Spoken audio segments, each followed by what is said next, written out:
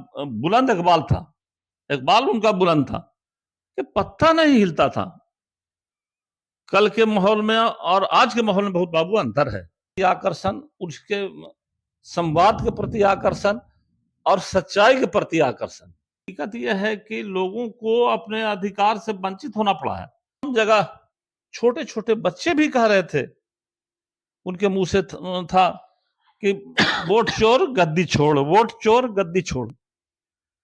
कहीं ना कहीं किसी न किसी माध्यम से ये साबित होता आया है कि वोटों की चोरी हो रही है।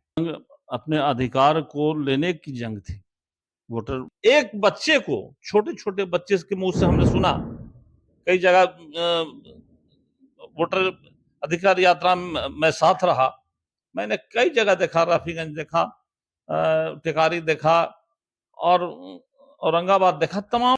नमस्कार, मैं रविरंजन नीला और आप देख रहे हैं एडीआर मीडिया बिहार।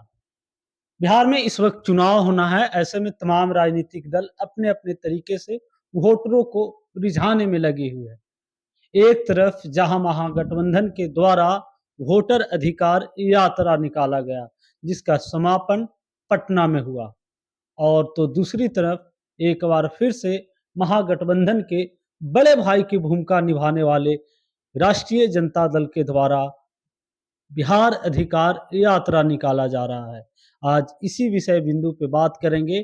क्या कुछ वोटर अधिकार यात्रा से महागठबंधन पाया और आखिर बिहार अधिकार यात्रा क्यों निकाला गया है, इस मसले पे हमारे बीच आज बातचीत करने के लिए उपस्थित है जनाब अलेक्जेंडर खान, जो कि राष्ट्रीय जनता दल के वरिष्ठ नेता हैं और मगध में और खास करके अल्पसंख्यकों में इनका एक बड़ा नाम है। सर, स्वागत है आपको एडीआर मीडिया बिहार में।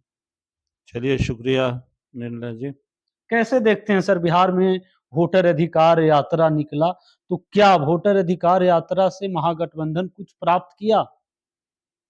वोटर अधिकार यात्रा जो निकाली गई, उससे हमने क्या पाया और क्या प्राप्त किया? सबसे पहले तो ये जो हमारी जंग थी जी, ये जंग अपने अधिकार को लेने की जंग थी। वोटर अधिकार यात्रा का नाम जो दिया गया, नाम निहायत ही सुटेबल और खूबसूरत है। चूंकि हकीकत ये है कि बार बार हमेशा जब भी चुनाव होता है, कहीं ना कहीं किसी न किसी माध्यम से ये साबित होता आया है कि वोटों की चोरी हो रही है। कैसे कैसे आप साबित कर पाएंगे? देखिए, साबित करने का जहां तक सवाल है, अब पार्लियामेंट का चुनाव हुआ। 5 बजे तक की जो पोलिंग हुई, 5 बजे के बाद जो पोलिंग हुई, उस पोलिंग का रेशियो और जो 5 बजे के पहले पोलिंग हुई थी उसके रेशियो को दोनों को मिलाइए, आसमान जमीन का फर्क है। उसमें काफी ज्यादा वोट दिखाया गया है। कहीं कहीं ऐसा भी हुआ है जैसे प्रधानमंत्री मोदी जी के क्षेत्र में, वाराणसी। वाराणसी में शायद पोल हुआ है 11,75,000 और निकला है 12,75,000। इस तरह की कई घटना हुई है और आमतौर पर जनता बेबस हो गई। नेता का जहां तक सवाल है, तो नेता जब कोई बात कहता है तो उसको 2 एंगल से लिया जाता है। पहला एंगल तो ये होता है कि हाँ, ये राजनीति कर रहे हैं।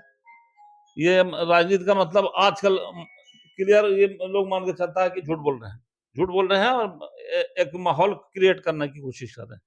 और दूसरी बात ये होती है कि जब नेता कुछ बोलता है, नेता कुछ बोलता है तो उसमें हकीकत भी छुपी होती है। जब हकीकत छुपी होती है तो हकीकत पर जब जनता को विश्वास हो जाता है कि नहीं, नेता ही बोल रहा है, ये तेजस्वी जी बोल रहे हैं, ये राहुल गांधी बोल रहे हैं, ये बोल रहे हैं तो सही बोल रहे हैं।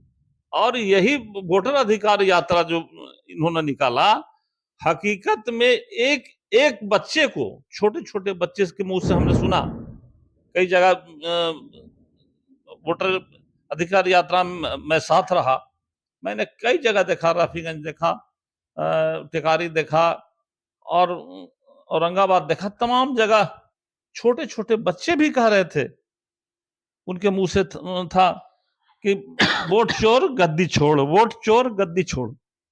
अब सोचिए ये उस अंदर से उस बच्चे के इससे आवाज निकल रही है। कोई उम्र उम्र वाला आदमी नहीं है कि पॉलिटिकल भाषा बोल रहा है। हकीकत यह है कि जब इस बात को माननीय दोनों नेता ने उठाया है और उसके साथ साथ जो विपक्ष के महागठबंधन के जो तमाम नेता थे, उन लोगों ने जो सहयोग किया, जब देखा तो एक हुजूम था लोग का। लोग चारों तरफ तितली के जैसा लोग थे। एक एक देख चलना मुश्किल था। हम भी रहे और हमने महसूस किया। कई जगह तो ऐसा हुआ कि आदमी आदमी से फंस गया। मतलब स्थिति यह थी कि जनता का विश्वास, जो अटूट विश्वास इस बात पर कायम हो गया कि ये लोग जो आज राज कर रहे हैं, वो उसका सिर्फ एक ही कारण है, वो जनाधार नहीं है। वोट चोर गद्दी छोड़ जो नारा लगाया लोगों ने, उसमें हकीकत है कि वोटों की चोरी कई ऐसे मिसाल हैं, कई बहुत मतलब पूरे हिंदुस्तान में देखिए, पूरे हिंदुस्तान के स्तर पर राहुल गांधी कर्नाटका का एक लोकसभा क्षेत्र महादेवपुरा, वहां का स्लाइडिंग के माध्यम से लोगों के बीच प्रेजेंटेशन दिया कि कैसे वोटों का ये हुआ है। तो आप कह रहे हैं कि बिहार में भी इसी तरह की कोशिश होने वाली थी। इसके लिए तमाम विपक्षी दल सजग हुए और लोगों को उनके अधिकार के प्रति जागरूक किया। लेकिन जिस प्रकार से भीड़ इकट्ठी हो रही थी, लोग जुट रहे थे सभाओं में राहुल गांधी को देखने के लिए, तेजस्वी यादव को देखने, क्या वह भीड़ जब चुनाव आए तो वोट में तब्दील हो पाएगा? देखिए, स्पष्ट है कि जब भीड़ बुलाई जाती है, भीड़ लगाई जाती है, भीड़ दो दो सूरत से भीड़ होती है।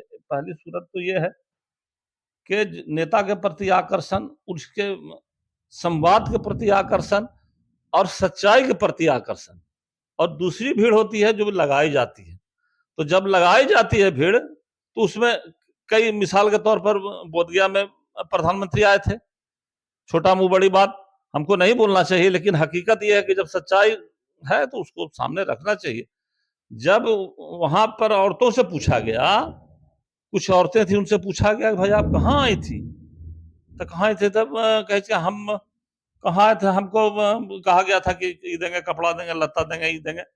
और उसके बाद जब उसको ये मालूम हुआ कि मोदी जी की रैली में आई थी, तो कहे अगर हम जानते हैं तो उसकी कि मोदी की रैली है, नरेंद्र मोदी के, तो हम आते भी नहीं। तो हकीकत यह है कि जो भीड़ लगाई जा रही है और जो भीड़ खुद लग रही है, दोनों में अंतर है।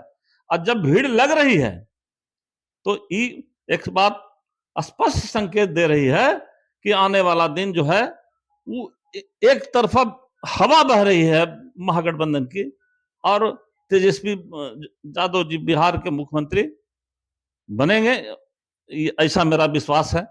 हकीकत यह है, हम तो ये कहते हैं कि हर सुबह की शाम होती है, सुबह की शाम होती है, और जब शाम होती है